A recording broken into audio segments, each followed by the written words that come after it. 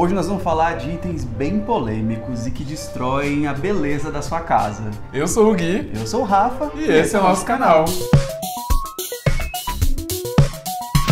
Esse é um vídeo de dicas que sai aqui no canal às quartas-feiras, mas hoje, excepcionalmente, teremos algumas dicas boas, porque na próxima quarta tem um vídeo muito legal que nós vamos produzir e estamos muito ansiosos para que vocês vejam, é um projeto grande, né? Sim, é o famoso Vem Aí e será na quarta-feira. Então, se você não é inscrito ainda nesse canal, se inscreve aqui. Se você ainda não ativou o sininho para receber as notificações, ativa que você não vai se arrepender. E o bom é que se vem aí bem rapidinho, né? Pô, hoje é domingo, quarta-feira já tá aqui. E o legal é que a gente vai colocar como estreia, então dá pra gente interagir, conversar. Estaremos assistindo ao mesmo tempo que vocês e conversando no chat. Então acompanhem. Isso, bora pro vídeo. O primeiro elemento bem polêmico dessa lista são os tapetes. É importante buscar harmonia e equilíbrio na escolha dos tapetes também. Então, optando por cores mais neutras, padrões mais discretos também. Os tapetes, eles desempenham um papel fundamental na decoração de uma casa e escolher o tapete errado pode facilmente destruir esse visual aí planejado. Um exemplo de tapete errado seria aqueles com cores muito vibrantes, estampas ali concorrendo, exageradas, brigando com o ambiente, que às vezes já é repleto de móveis e objetos decorativos, né? Essa combinação, ela pode criar um aspecto visual mais poluído e desorganizado, comprometendo a harmonia e a sensação de equilíbrio do espaço. Mas outro erro comum é escolher um tapete de tamanho também inadequado para o ambiente. Um exemplo negativo seria um tapete muito pequeno para uma sala de estar espaçosa. Nesse caso, o tapete parece deslocado, não delimita corretamente a área ali de convivência que a gente precisa, deixando esse espaço muito desequilibrado, permitindo que ele se integre harmoniosamente ao restante da decoração. A escolha do material do tapete também é essencial. Um exemplo de tapete inadequado seria um modelo de pelo longo em uma área de grande circulação, como um corredor, imagina. Além de acumular sujeira e dificultar a limpeza, esse tipo de tapete pode representar um risco de tropeços, quedas. Em vez disso, a gente pode optar por um tapete pelo baixo ou um material mais durável, que seria uma escolha mais adequada para garantir a segurança e a praticidade. Para escolher o tapete ideal, é fundamental você considerar o estilo e a paleta de cores de um ambiente. Além disso, é importante levar em conta o propósito do espaço. Por exemplo, um tapete resistente e de fácil limpeza é ideal para áreas de alto tráfego, enquanto um tapete mais macio e aconchegante, ele pode ser escolhido para um quarto, por exemplo. Ao considerar todos esses aspectos, você pode escolher um tapete que complementa e aprimora a decoração da sua casa, ao invés de destruir tudo. Vamos fazer esses tapetes trabalharem pra gente, né, conosco, e não irem contra toda a nossa decoração, todo o nosso pensamento e o conceito, né?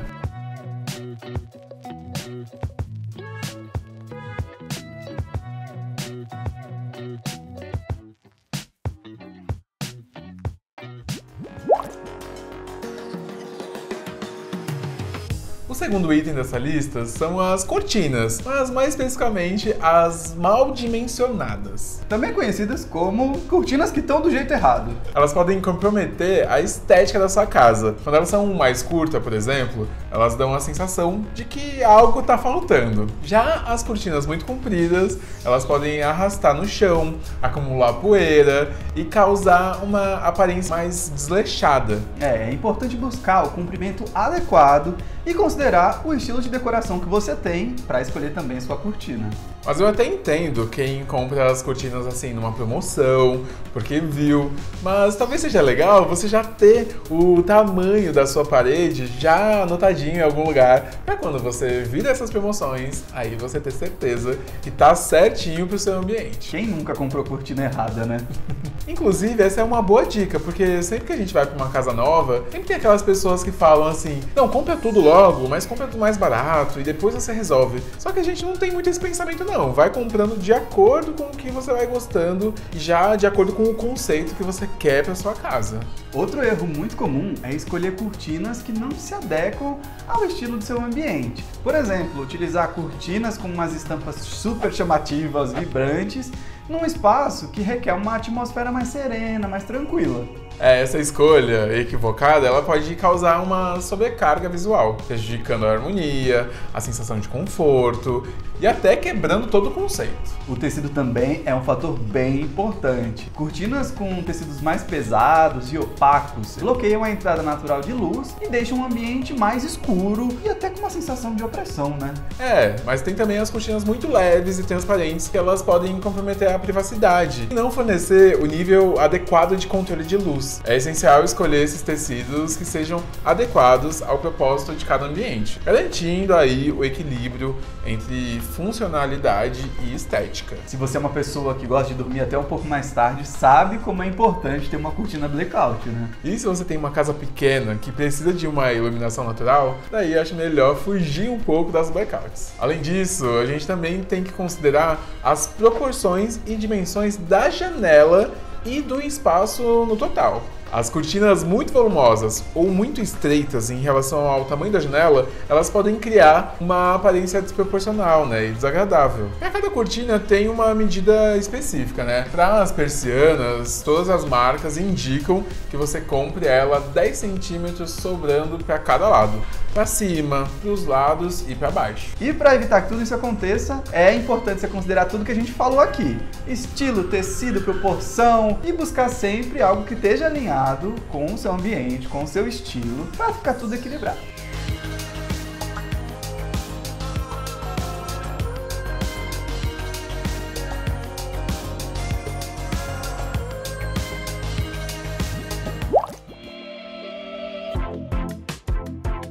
Um erro que acontece muito é o excesso de objetos decorativos. Quando tem muitos itens espalhados pela casa, tudo pode parecer mais bagunçado e bem poluído visualmente, Então é importante selecionar cuidadosamente os objetos para criar composições equilibradas, valorizando a qualidade e o significado de cada um deles. A mistura de esculturas, enfeites, bibelôs, sem nenhuma conexão entre si, pode resultar numa sensação de puro caos. Então é importante selecionar cuidadosamente esses objetos decorativos. Então, optando por aqueles que tenham um significado especial ou uma história pessoal para criar essa decoração mais autêntica e significativa. E um outro ponto negativo desse excesso é que vai deixar tudo com uma falta de foco, e atenção para os elementos chaves da decoração. Então, quando tem muitos itens competindo pela atenção, os elementos eles podem se perder e não receber a devida valorização. Por exemplo, ter uma parede com muitos quadros pequenos pode fazer com que nenhum deles se destaque verdadeiramente. Então é importante criar composições equilibradas, permitir que os objetos decorativos se complementem ao invés de se sobreporem. Para evitar que esses objetos excessivos destruam sua decoração, você pode seguir por um caminho mais minimalista, selecionando muito bem e pensando se a quantidade que você tem é necessária ou não. Aqui você pode prezar muito mais pela qualidade do que pela quantidade. E qualidade a gente não está falando de valor. É dessa forma que você alcança uma decoração com um propósito, específico. Então acrescenta um valor estético e emocional para o ambiente.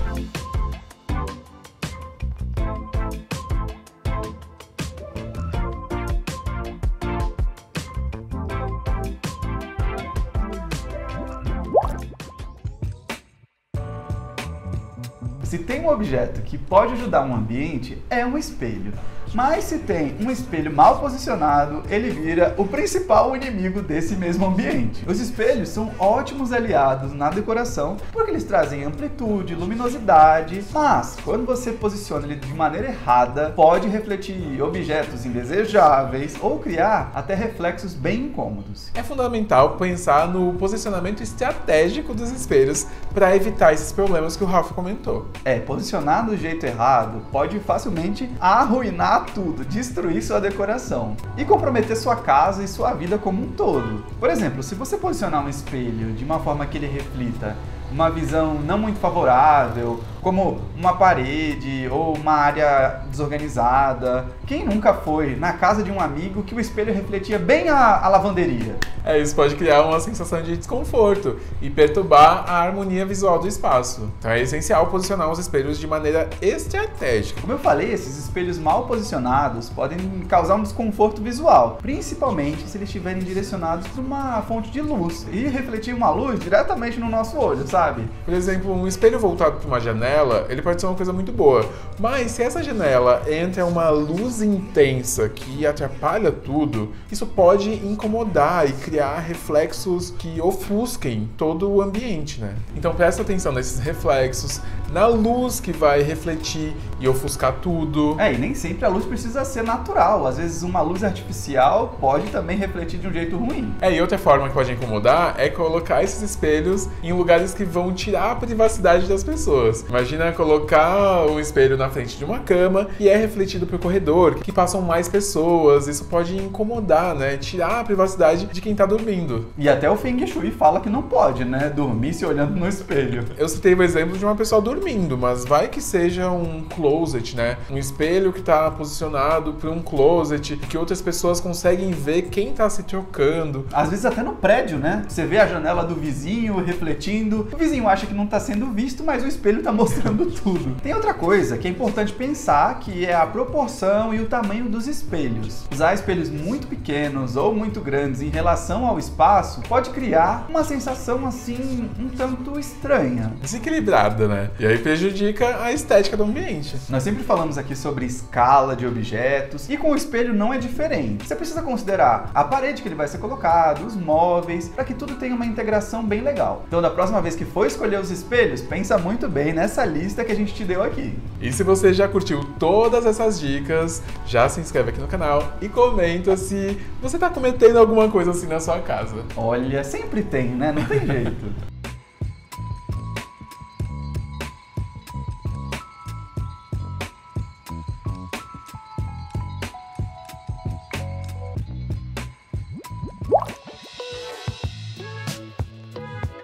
O uso de cores muito fortes podem trazer vida, personalidade para uma casa, para um ambiente, mas o excesso delas também pode causar um baita cansaço. É muito importante equilibrar as cores, optando por tons mais suaves nas paredes e móveis e deixando as cores mais fortes para pontos de destaque, como objetos decorativos. Esse é um caminho mais fácil de você decorar e claro que para toda regra existe uma exceção. O uso excessivo de cores vibrantes ou a falta de harmonia na escolha das cores, ela pode resultar numa decoração bem exaustiva e visualmente desagradável. É importante pensar nesse equilíbrio e usar cores vibrantes, escolhendo uma paleta de cores que se complementem ou até que tenham algum tipo de conexão entre elas. Tudo isso vai trazer harmonia. E olha que hoje a gente tá falando de harmonia, né? Por exemplo, combinar uma cor vibrante com tons neutros e suaves é possível que crie um contraste equilibrado, né? Que realce o impacto da cor vibrante sem sobrecarregar o resto. Nós visitamos a Casa Cor e lá tinha um ambiente que trabalhava muito bem duas cores super vibrantes, que era aquele que tinha o tom de azul bem escuro e um laranja bem terracota num veludo do sofá. Esse exemplo funcionou super bem porque apesar de serem cores bem vibrantes, elas são complementares, o que traz esse equilíbrio. E o que ajuda também é que os tons utilizados lá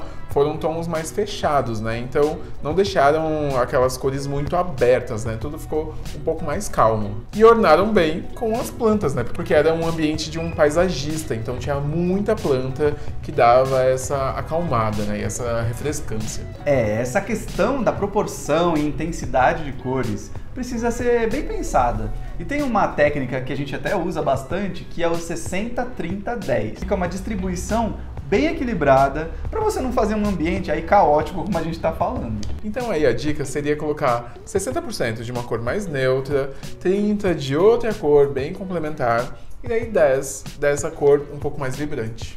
Não vai colocar cor vibrante em todas as paredes e a superfície, que aí você vai ficar com um ambiente, assim, bem psicodélico. O que é um estilo também, né? Mas nesse caso, se você quer um ambiente sem cansaço visual, segue o que o Gui falou. Agora, se você quer fazer com mais cores vibrantes, tudo bem, né? Mas para combinar, você pode usar a técnica da roda das cores, né? Utilizando a teoria da harmonia cromática. Existem diferentes abordagens para combinar essas cores, como o uso das complementares, que são opostas na roda das cores. Tem as cores análogas, que é as que estão mais próximas. Tem as cores monocromáticas, né? Que são todos os tons de uma cor só. Então, ao utilizar todas essas técnicas, é possível criar uma decoração vibrante e harmoniosa ao mesmo tempo, né? Além de tudo isso, é importante você considerar o contexto do ambiente, né? Cada cor transmite uma coisa e aí você precisa lá entender, pô, essa cor combina com o que eu quero passar nesse ambiente? Vai trazer a atmosfera que eu quero? O propósito? Se sim, segue a vida. Inclusive, fizemos um vídeo de dicas de cores com as sensações que elas passam, né, para banheiros. Então, se você não viu ainda, clica aqui em cima.